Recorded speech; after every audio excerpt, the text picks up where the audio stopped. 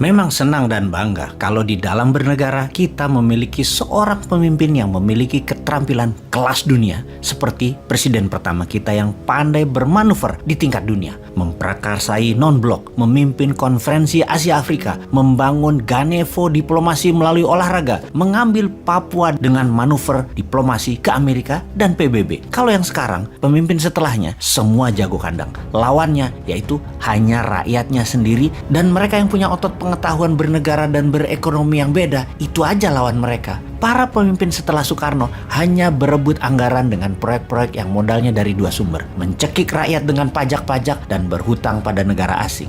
Herannya lagi, dari PDB kekayaan nasional itu yang senilai 1.000 billion terbagi tidak adil di 3 bagian. Yang 130 billion dolar adalah APBN, yang 700 billion dolar adalah oligarki, dan rakyat serta UKM hanya sekitar 170 billion dolar yang dikerubuti 97% populasi. Idealnya harusnya 50-50 lah antara oligarki dan UKM-nya. Bukan sekarang 80 oligarki, 20 UKM. Ketimpangan begini sulit akan lepas selama pemimpinnya tidak kelas dunia, masih berkutat-kutat di dalam negeri. Main seperti Xi Jinping lah sesekali. Ingat 40 tahun yang lalu Tiongkok itu lebih miskin dari Indonesia, jauh kaya Indonesia itu. Sekarang kita bisa-bisanya kagum dan taat pada Tiongkok itu. Bagaimana ya kok bisa gitu?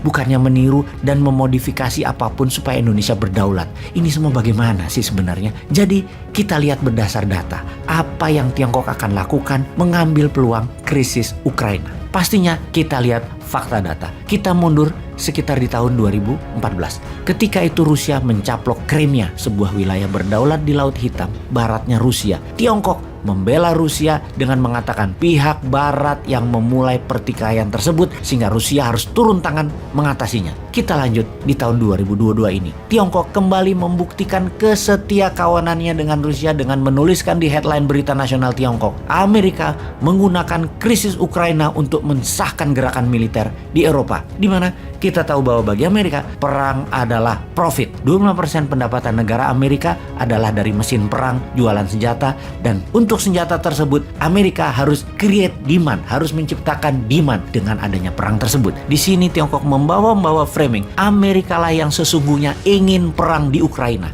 Inilah strategi komunikasi Tiongkok, blame the West. Strategi kedua Tiongkok bagaimana? Semua musuh Amerika adalah mitra bisnis Tiongkok. Strategi ini dalam akademi militer istilahnya adalah flanking attack, mengambil musuhnya lawan sebagai teman. Misalnya negara Iran, Korea Utara, Rusia, Turki, negara-negara Amerika Latin dan Afrika. Semuanya sekarang menjadi mitra dagang Tiongkok. Kita akan bahas tentang strategi flanking attack ini di serial berikutnya. Strategi ketiga dari Tiongkok ini yang paling penting, yaitu Tiongkok menjadi punya template yang sama ketika kita mundur di tahun 1962. Peristiwa perang Teluk Babi di Kuba, di mana Amerika masuk ke Kuba, menginvasi Kuba, di mana Soviet kala itu akan memasang hulu ledak nuklir di sana yang dengan mudah akan sampai ke daratan Amerika jika hal ini terpasang.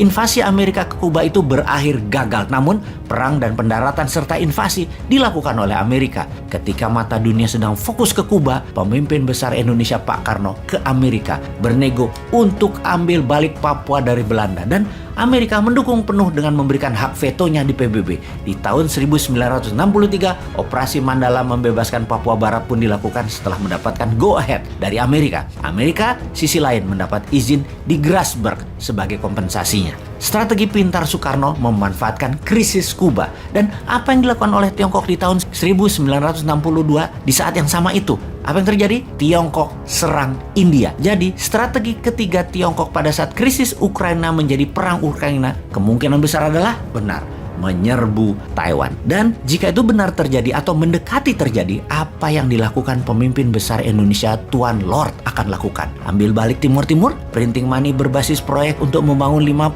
kawasan ekonomi khusus, atau tetap wondering what happened, teuing aya naon di dunia, nu penting mah proyek urang mah jalan.